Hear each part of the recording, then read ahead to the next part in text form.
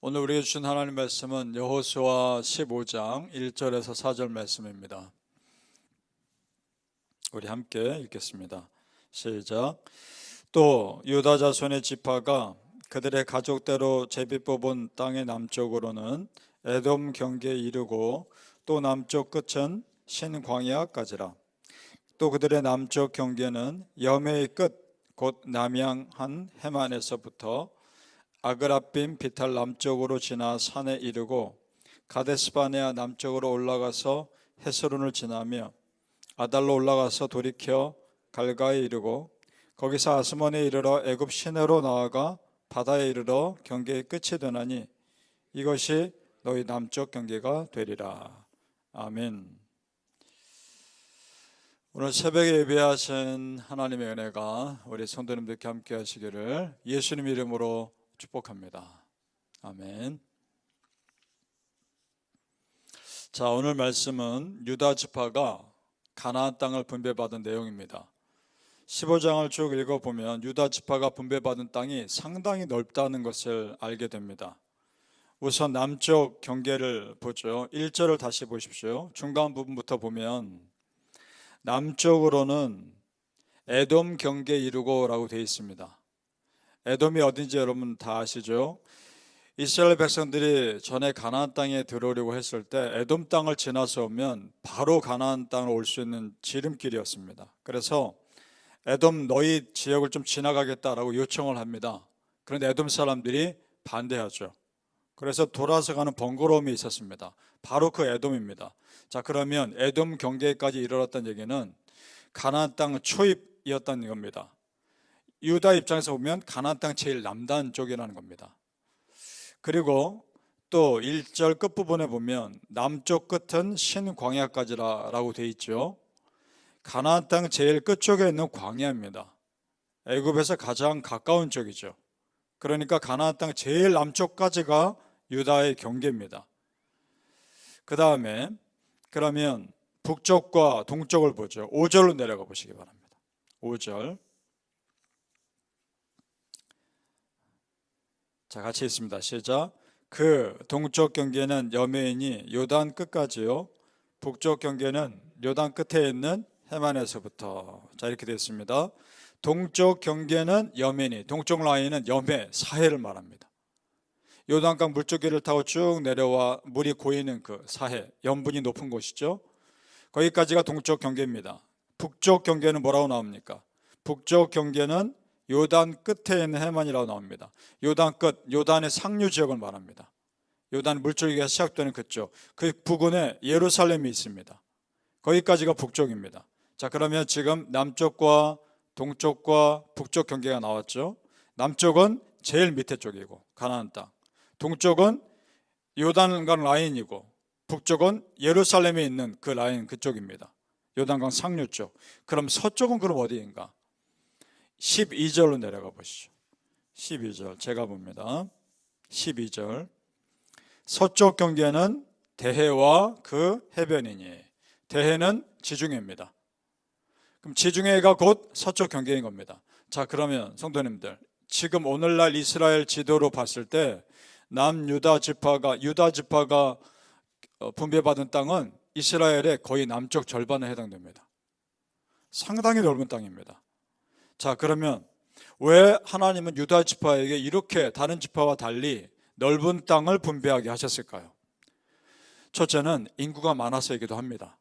그런데 그것보다 더 중요한 이유는 그 넓은 지역을 믿음으로 정복할 만한 지파가 유다 지파이기 때문에 그렇습니다.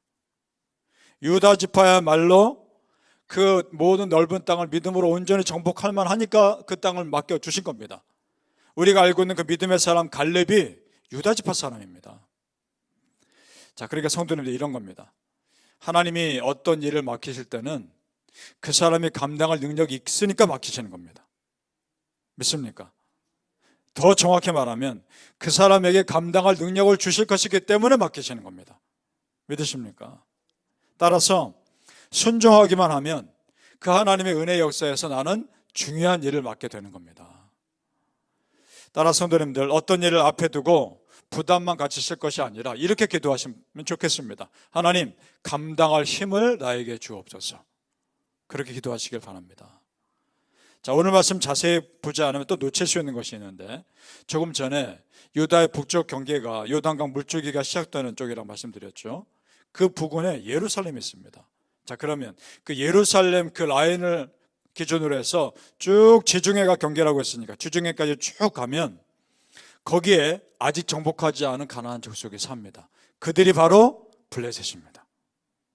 그러니까 정복하기 가장 까다로운 족속을 유다 지파에게 배분해 준 겁니다. 왜냐? 다른 지파는 감당 못하겠지만 유다 지파는 감당할 수 있으니까. 나중에 실제로 상당한 시간이 흐르긴 하지만 다윗이 그 왕이 됐을 때 이 블레셋 족속을 완전히 정복합니다. 다윗도 유다 지파 사람 아닙니까? 실제로 유다 지파는 갈렙을 중심으로 해서 자신들이 맡은 지역에서 성실하게 정복 전쟁을 감당합니다. 가는 곳마다 승리하죠. 13절과 14절을 내려가 보시죠. 전에 말씀드렸던 아낙 자손 거인 족속에 대한 내용이 나옵니다. 그들이 어떻게 했는지 내용이 나옵니다. 13절과 14절을 보겠습니다. 시작. 여호와께서 여호수아에게 명령하신 대로 여호수아가 기랏 아르바 곧 헤브론을 유다 자손 중에서 분깃으로 여분네의 아들 갈렙에게 주었으니 아르바는 아낙의 아버지였더라. 갈렙이 거기서 아낙의 소생 그 세 아들 곧 세세와 아히만과 달메를 쫓아내었고. 아멘. 자, 아낙의 소생이라고 되어 있습니다. 거인 족속입니다. 세세와 아히만과 달메, 보통 사람이라면 굳이 세 사람은 언급할 필요가 없죠. 아낙의 거인들인 겁니다. 세세와 아히만과 달메라는 거인들을 쫓아낸 겁니다. 어려운 싸움이었을 겁니다. 하지만 결국 쫓아냅니다. 자, 여러분, 실제로요, 광야에서 이스라엘 백성들을 가장 앞에서 앞장서서 나아갔던 지파가 유다 지파입니다. 그리고 가나안 정복 전쟁에서 그 모든 가나안 땅의 우상들과 죄를 심판하는 데 앞장섰던 지파도 유다 지파입니다. 그러면 여기서 몇 가지 도전을 받습니다. 첫째, 하나님은 믿음의 사람들에게 더 큰 믿음의 일을 맡기신다는 겁니다. 믿습니까? 적극적인 믿음이 더 큰 은혜로 이끄는 겁니다. 믿음의 사람 갈렙에게 헤브론 산지뿐만 아니라 그가 속한 유다 지파에게 더 큰 남쪽 가나안 땅을 맡긴 것처럼 말입니다. 둘째는 그 가나안 땅의 어둠을 가장 열심으로 심판한 유다 지파에게 이 땅의 어둠을 심판하실 메시아 예수님이 태어나게 하신 겁니다. 믿음의 지파에게 주신 하나님의 은혜입니다. 그러면 우리도 믿음의 사람이요, 믿음의 가정이요, 믿음의 교회 되셔서 하나님께서 우리를 더 놀랍고 큰 은혜로 이끄시기를 예수님 이름으로 축복합니다. 아멘. 자, 이렇게 계속 읽어가다가 이상한 내용이 나오는데 가나안 정복 전쟁의 내용 중에 갑자기 갈렙의 딸의 결혼 이야기가 나옵니다. 이것이 갑자기 끼어든 내용이 아니라 자세히 보면 그 갈렙의 가족들이 얼마나 적극적인 사람이었는지를 보여주는 겁니다. 그 딸이 결혼하기 위해서 아버지 갈렙을 떠나기 전에 요청합니다. 아버지, 나에게 샘물이 나는 밭을 달라고 요청합니다. 그 당시 물이 귀한 시대에 샘물이 나오는 밭은 상당히 귀한 재산이었을 겁니다. 자, 그 딸이 이렇게 요구한 이유가 19절에 나옵니다. 제가 읽겠습니다. 19절 보시죠. 19절. 이르되 내게 복을 주소서. 아버지께서 나를 네겝 땅으로 보내시오니 샘물도 내게 주소서 하매 갈렙이 윗샘과 아랫샘을 그에게 주었더라. 아멘. 자, 보세요. 갈렙이 그 땅을 시집 보내는 땅이 네겝 지역, 광야 지역입니다. 물이 귀한 지역입니다. 그러니까 가나안 남쪽에 있는 광야 지역인데 그 곳에 있는 샘물이 나는 밭을 달라 이 말입니다. 당연한 요구죠. 물이 곧 생명이니까.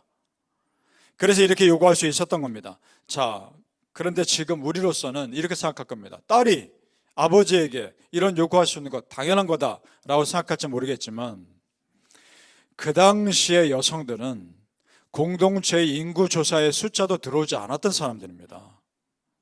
그런 여성이 아버지에게 이렇게 요구할 수 있다는 걸 보면 역시 갈렙의 딸답습니다.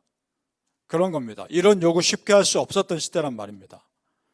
자, 여러분, 하나님 앞에서 적극적인 믿음의 자세와 삶의 자세는 주변에 영향을 끼치게 되어 있습니다.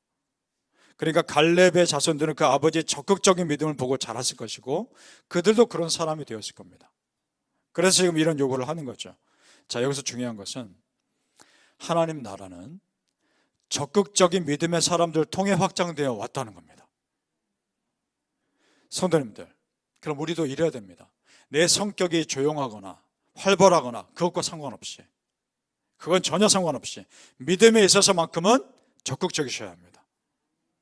은혜 받는 일에 있어서만큼은 열심히 쉬어야 합니다. 믿습니까? 바라기는 성도님들, 하나님을 알아가고 은혜를 누리는 데 있어서 항상 열심히 내시고 더 깊은 은혜를 체험하시기를 예수님 이름으로 축복합니다. 아멘. 기도하겠습니다. 아버지 하나님 감사합니다. 우리가 하나님을 알아가고 은혜를 누리는 데 있어서만큼 더 열심 내게 하여 주시옵소서. 더 적극적인 믿음을 가진 사람들이 되게 하여 주옵소서. 매사에 열심 내게 하시고 매사에 성실하게 하시고 하나님 나라 영광을 위해서 열심으로 감당했을 때 더 큰 은혜의 세계로 우리를 이끌어 주시옵소서. 정말 모든 일에 열심히 했던 갈렙에게 더 큰 미를 맡기신 하나님 보면서 우리 또한 그런 은혜를 사모하게 하시고 나에게 맡겨진 하나님의 일 믿음으로 온전히 감당하게 하여 주옵소서. 내가 어떤 사람이든 간에 내 성격과 상관없이 은혜를 알아가며 하나님을 알아가는데 더 열심히 냈을 때 하나님 하늘문 여시고 놀랍도록 은혜를 부어 주시옵소서. 감사하며 예수님 이름으로 기도합나이다. 아멘.